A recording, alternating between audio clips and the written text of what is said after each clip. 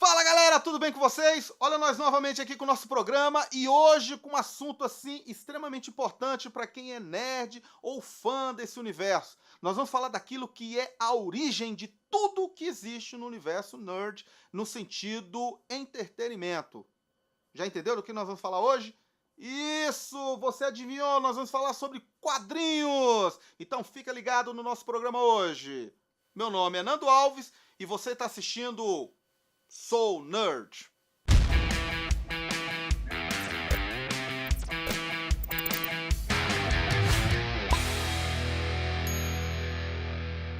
Hoje nós vamos estar falando um pouquinho sobre quadrinhos, essa pérola que trouxe tudo o que existe dentro do universo nerd. Por incrível que pareça, você talvez não acredite, mas veio, de certa forma, dos quadrinhos. Tá? Mas não vamos falar de quadrinhos nesse sentido Turma da Mônica, o personagem favorito, não. O episódio de hoje nós vamos estar falando um pouco da origem das histórias em quadrinhos, o que elas são e o que elas significam para o universo pop e o universo nerd nos dias de hoje. Tudo bem? Bom, as histórias em quadrinhos surgiram ainda no século XIX. Cuidado, não exatamente como você conhece hoje. Elas eram, sim, imagens sequenciadas, né? Que você pode até, se você pensar bem, você pode voltar lá no tempo da pré-história, quando você entra naquelas cavernas e vê aquelas imagens de caçadores correndo atrás das suas presas e tudo. Mas histórias em quadrinho mesmo, do jeito que nós já conhecemos, a primeira surgiu em 1895, graças a Richard Outcault, no New York Times, tá? Um jornal que até hoje é muito famoso nos Estados Unidos. Ele criou um personagem chamado Yellow Kid. Yellow Kid foi um personagem que, quando ele chegou, depois de muita luta com seus editores, nas primeiras edições dominicais do New York Times, os editores ficaram surpresos com o sucesso que deu aquilo ali. Muito pelo contrário, eles tiveram que criar, e isso é histórico, a primeira página de quadrinhos da história. Hoje, quando você compra o seu Correio Brasiliense, ou o seu Estado de São Paulo, ou seja o que for, você tem aquela página de quadrinhos lá e não sabe que aquilo ali teve uma origem, que foi na virada do século, tá bom? Yellow Kid, era um menino, falava com o nome Yellow Kid, não porque ele era amarelo, mas porque ele usava uma capa amarela. As histórias, talvez, se você lê hoje, você acha elas um pouco estranhas e talvez até mesmo sem graça, mas quero que você lembre, em 1895 não existia nada anterior àquilo. Né? O que se conhecia como sequências ou histórias sequenciadas era simplesmente contos, histórias curtíssimas, ou então livros mesmo. Você ter algo que você conceba imagem e texto era algo realmente inusitado e veio para revolucionar, como realmente revolucionou. Tá? Os quadrinhos dentro do nosso país, eles chegaram de forma tímida ainda. Eu até estava esses dias conversando com um amigo, das coisas engraçadas que tinham nos quadrinhos ainda da editora Ebal, ou editora Rio Gráfico, ou mesmo da RGE, que infelizmente todas elas não existem mais, né? Mas como eles apresentavam os primeiros heróis enlatados.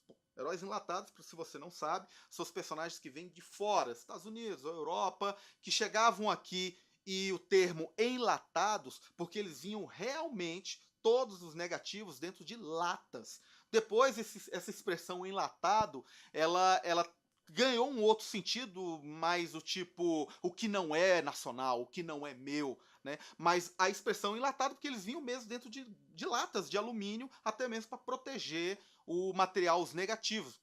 Recorde que isso nos anos 50, anos 60, não existia internet para você mandar nada por e-mail. As coisas realmente tinham que vir por malotes, né, geralmente de navio, avião, e elas vinham com essa proteção.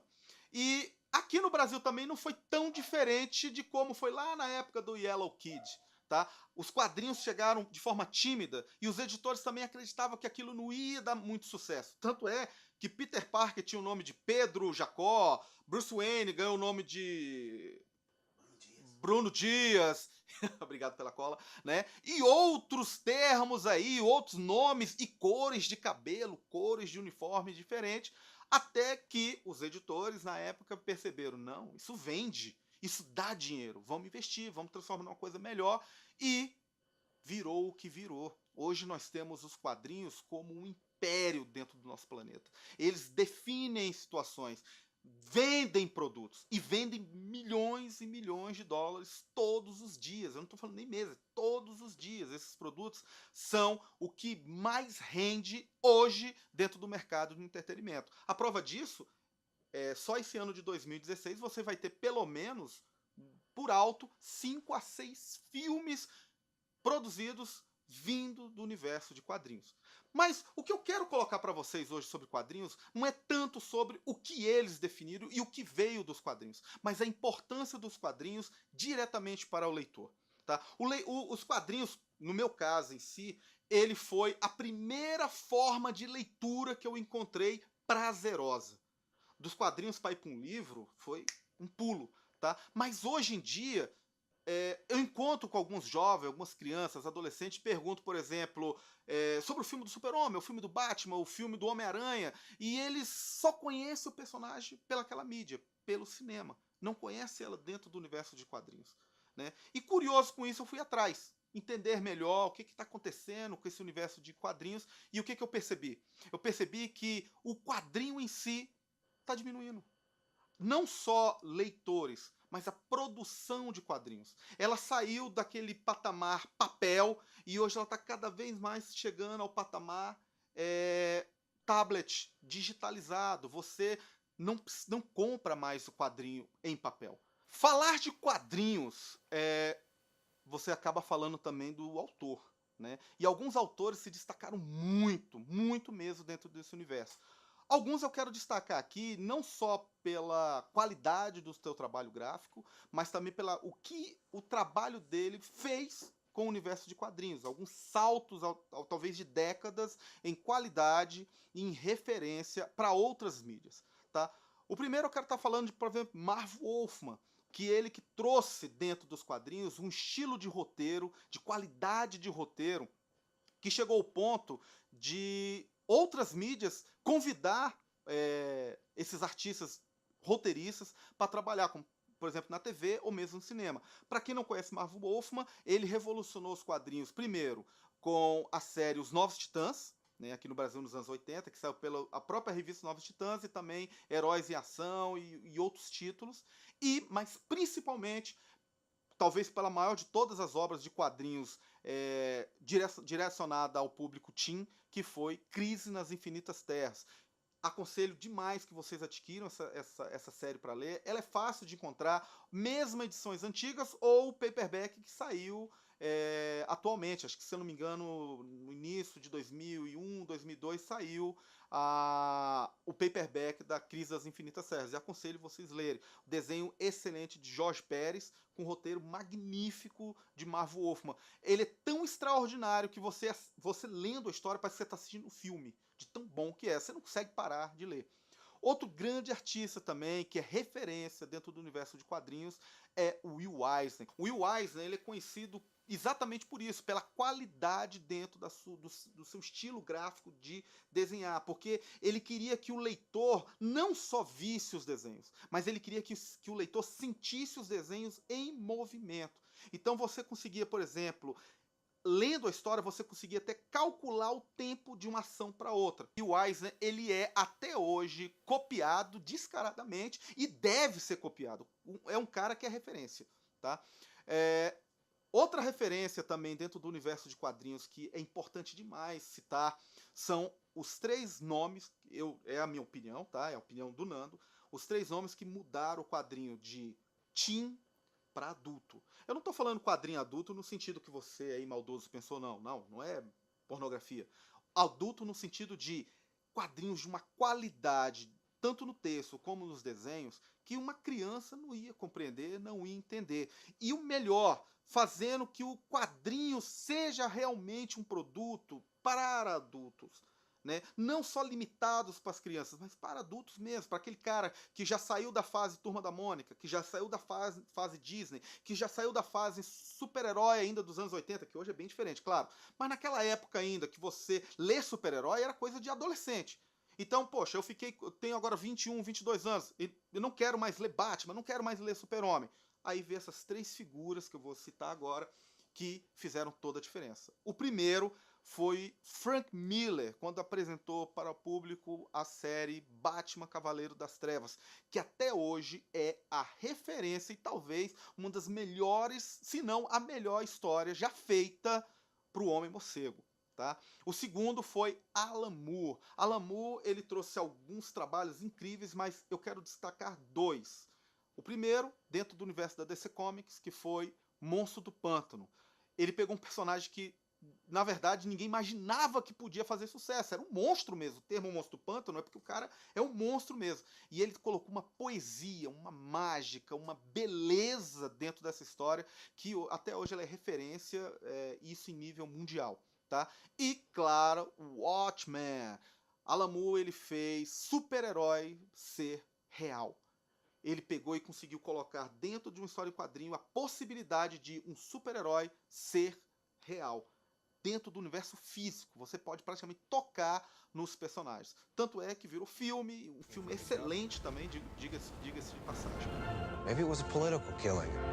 E o terceiro, que acredito também que muitos de vocês conheçam, é Neil Gaiman. Neil Gaiman, ele apresentou pra gente, além de excelentes trabalhos, mas eu quero destacar este, Sandman. Sandman é um personagem que foi encomendado pela DC Comics de um outra situação, era um outro personagem, era um cara que usava uma máscara, usava uma arma, que saiu uma fumaça que fazia as pessoas dormirem, e Neil Gaiman falou, não, eu quero só o nome, deixa o resto comigo. E ele criou um outro universo, tá? Com personagens incríveis, com contexto poético, uma sequência lógica, uma estrutura psicológica tão avassaladora que Sandman até hoje não foi possível transformar ele em outra mídia. E olha que já tiveram várias tentativas de transformar Sandman em filme, transformar Sandman em uma série de TV, mas não se consegue, porque não é algo que você pode tirar do quadrinho e simplesmente colocar dentro de uma outra mídia sem que perca qualidade. E o nosso quadrinho? E o quadrinho nacional? E o que tem aqui? Tá? Bom, eu quero começar, claro, falando de Maurício de Souza. Eu não vou nunca desmerecer o trabalho de um cara desse. Ele criou uma franquia extremamente bonita, rica, né? E que o mais bacana, ele deu a oportunidade a novos artistas cuidar do trabalho dele. Hoje você tem as Graphic Souza, né? Acho que o nome é Graphic Souzas, que são histórias da Turma da Mônica contadas e desenhadas por outros artistas dentro de outra mídia, de um outro estilo, e que são excelentes. Eu tive o prazer de ler todas e não condeno nenhuma. Eu até aconselho vocês lerem dentro de um preço extremamente acessível. Não são aquele trabalho que você tem que pagar uma fortuna. Elas são baratas e de uma qualidade, tanto gráfica como material mesmo, de primeira. Tá? Maurício Souza, ele trouxe dentro dos personagens que são quase todos são filhos dele, né? A Mônica, o Cebolinha, a Magali, e trouxe esses personagens para dentro do mercado de uma forma tão ingênua e simples que eu acho que nem ele imaginou que ia dar tanto sucesso como deu. Né? E hoje é uma marca, mais do que personagens, é uma marca que até mesmo uma pessoa que nunca leu uma história da Turma da Mônica, se vê a Mônica, fala que ela é a Mônica, ela é o Cebolinha, ela é o Cascão. Tá? Então, eu não quero de forma alguma desmerecer o trabalho do Maurício de Souza, que é de primeira. Porém, não é só Maurício de Souza que faz quadrinhos no Brasil. Isso está te surpreendendo?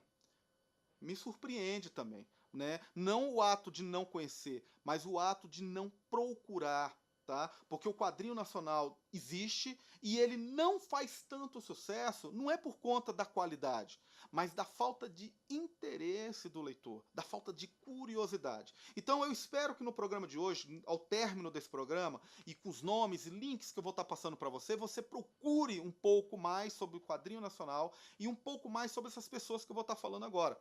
Tá? A primeira delas é o Rafael Laelas. Rafael Laelas é um cara lá do Pará, excelente artista, que conseguiu agora a oportunidade de estar trabalhando para o mercado americano, com histórias de terror, mas que tem um trabalho de uma excelência magnífica. Tá? Aconselho vocês conhecerem, a maioria dos trabalhos de Rafael Laelas está na internet, são de fácil acesso, E o melhor, 0800, né? Totalmente de graça, para você estar conhecendo. E quem sabe dar oportunidade, como fã do trabalho dele, de ele desenvolver isso e colocar isso também no papel, uma produção gráfica para você estar comprando. Tá? Outro cara também é o Joy Bennett, também conhecido como Benedito Nascimento. Eu sei que ele vai ficar injuriado comigo, que ele não gosta muito que fala o nome dele verdadeiro aí, não, né? Mas Bené, eu até brinco que a gente é quase irmão, até pela aparência, né? O Joy Bennett atualmente está trabalhando aí com os melhores nomes nos quadrinhos, tanto da DC como da Marvel. Ele atualmente está aí trabalhando com Green Arrow, aquele lá da série de TV mesmo. Ó, você vê a qualidade, não só de gráfica dele, mas também os estilos, a fonte, a forma, e você vê um toque nacional ali. É só você procurar que você vai perceber isso. Da mesma forma que o outro grande artista nacional, que é o Mac Deodato, ou Deodato Borges Filho, que é um escritor e desenhista de quadrinho de berço, já vem do pai dele, que foi um dos maiores escritores de quadrinhos no Brasil, e que pouca gente conhece, que é o Deodato Borges pai, né? Tem uma série dele que é até fácil de encontrar, de repente, aí pelo Mercado Livre, chamado Ciborgue. Procurem, é de excelência o trabalho de pai e filho juntos. E você vai conhecer um outro estilo de Mike Deodato, diferente desses que a gente vê nos quadrinhos, que você vai se apaixonar imediatamente. Tá? E, para finalizar, tenho que falar desse cara do Hulk. Van Reis é um cara que começou a trabalhar ali, ó, na Turma da Mônica. E hoje tá aí, revolucionou os personagens da Tropa dos Antenas Verdes, ganhou prêmios por conta disso, né? O estilo de desenho, a forma dele colocar as sequências entre os super-heróis. E o principal, ele deu rostos diferenciados aos personagens, porque, de certa forma, o quadrinho mais popular de super-herói, o artista tem um estilo que acaba repetindo nos rostos de vários personagens. E ele não, ele fez uma coisa nova. Ele colocou rostos diferentes para cada personagem. Então você reconhece esse personagem, reconhece o visual dele, o uniforme, ele criou técnicas novas para o uniforme e põe o nome dele lá, ó, Ivan Reis, e você vai ver toda uma série de trabalhos desse cara, não só dele. Ponha também aí, ó, Mike Deodato, Joy Bennett e Rafael Laelas. Tá? Procura o trabalho dele. Esses são alguns exemplos, são 4 exemplos. Nós temos dezenas e dezenas de artistas de quadrinhos dentro do Brasil que estão aí procurando a oportunidade de mostrar o seu trabalho. Quando você for numa banca, procure. Tem trabalho nacional nas bancas. Procure, pergunta para o seu jornaleiro se tem alguma coisa ali que é nacional. Geralmente são de editoras independentes, longe da Panini, longe dessas outras editoras que você já conhece, que já tem destaque no mercado. Dá uma procurada. Elas são um pouquinho mais caras, exatamente pela dificuldade de produção de quadrinhos no Brasil. Mas compensa, porque quanto mais você adquire, quanto mais você se torna fã desse trabalho, a tendência é diminuir. É a lei da oferta e da procura. Tá bom, pessoal? Então, essa fica como dica esses 4 artistas, né? Rafael Laelas, Mike Deodato, Joy Bennett e Ivan Reis. Eu não poderia terminar o programa sem falar um pouco sobre Angelo Agostini. Aí você vai falar, pô, Angelo Agostini, quem é esse cara? Bom, Angelo Agostini é um italiano que veio para o Brasil e ele sim, na virada do século, trouxe o quadrinho para o Brasil. Olhe bem que, como novamente eu quero lembrar para vocês, não era o quadrinho como você conhece hoje, aquelas historinhas igual com balão, não. Eram sequências de imagens que davam conceito de uma história, lembrando muito quadrinhos. Tá? Angelo Agostini é reconhecido exatamente por essa questão, porque se você retornar e for fazer um histórico do quadrinho no Brasil, vai acabar fatalmente chegando a Angelo Agostini. E ele se tornou tão referência disso que hoje nós temos um prêmio no Brasil chamado Prêmio Angelo Agostini, dado para os grandes artistas, não só no Brasil, mas também fora do Brasil, como um contexto geral, destacando seus trabalhos. Melhor quadrinho, melhor roteiro, melhor personagem, melhor produção, melhor distribuição, como fosse um Oscar do universo dos quadrinhos. Então, se você tem curiosidade, procura mais saber sobre Angelo Agostini, esse italiano, que trouxe essa maravilha para o Brasil, que amamos tanto, que são os nossos quadrinhos. E, para finalizar, claro, já tá virando mania, né? A dica do Nando.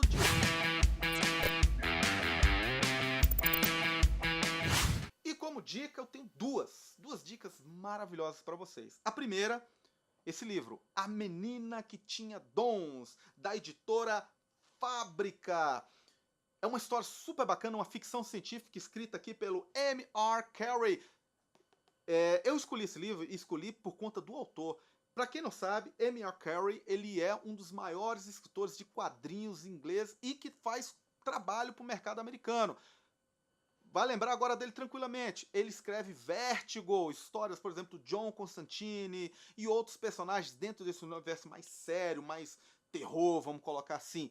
Excelente escritor, e essa história não foge ao talento desse grande artista. Conta a história de uma menina que vive num mundo pós-apocalíptico, né? Você gosta de zumbi? Tem aqui. Você gosta de pessoas com poderes meio X-Men? Tem aqui. Você gosta de personagens fortes, audaciosos? Tem aqui.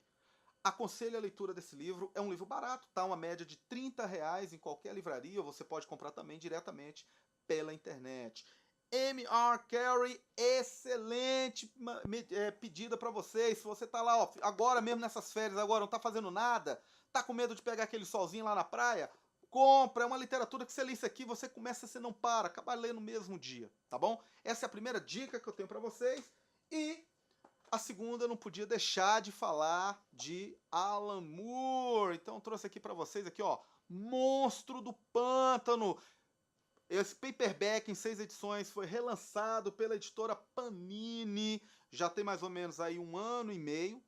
As edições, infelizmente, elas não são tão constantes. Eu não sei se aqui em Brasília, né, elas não são tão constantes como deveria ser, mas levou uma média quase 1 ano e meio para todas elas chegarem, tá? Monstro do Pântano foi publicada a primeira vez pela editora Abril ainda nos meados dos anos 80, já início dos anos 90, e como obra de arte de primeira, e como eu falei anteriormente, que revolucionou o universo de quadrinhos, ela foi relançada novamente pela Panini com uma nova tradução, a tradução até muito boa, tá? E qualidade de papel, qualidade de pintura, e o mais bacana, para quem gosta aí de Blu-ray, né? Tem os nossos extras, muitos e muitos extras nessas edições. Segredos e bastidores da revista, palavras e cartas de Alan Moore, dicas do que Alan Moore fez dentro desse trabalho por trás das câmeras. Vale a pena, são 6 edições, a média de cada edição é de R$25, você ainda consegue todas novamente pelo www.comex.com.br, ou se você gosta aí de brincar no universo aí do Mercado Livre, talvez você encontre ainda. Não tem mais nas bancas para você comprar, mas não é difícil de achar e se deleitar. E tenho certeza, se você nunca leu um quadrinho, nunca viu nada de quadrinhos, não entende bulhufas de quadrinhos, mas quer algo que eu indique para você, que você vai ler e vai se apaixonar, Monstro do Pântano. Não se assusta com o nome, não se assusta com esse bicho feio na capa, não, porque você vai se apaixonar por esse personagem, isso eu lhe garanto, sem pensar 2 vezes. Terminando o nosso programa aqui hoje, gostou dele? Achou bacana? Então que tal você seguir a gente aí? Que tal você dar aquela curtidinha legal e compartilhar isso? Faz isso, aqui ó, vem aqui, tá? Foi um prazer enorme estar com vocês novamente. Meu nome é Nando Alves e você acabou de ver mais um episódio super show de bola do Soul Nerd. Abraço, galera!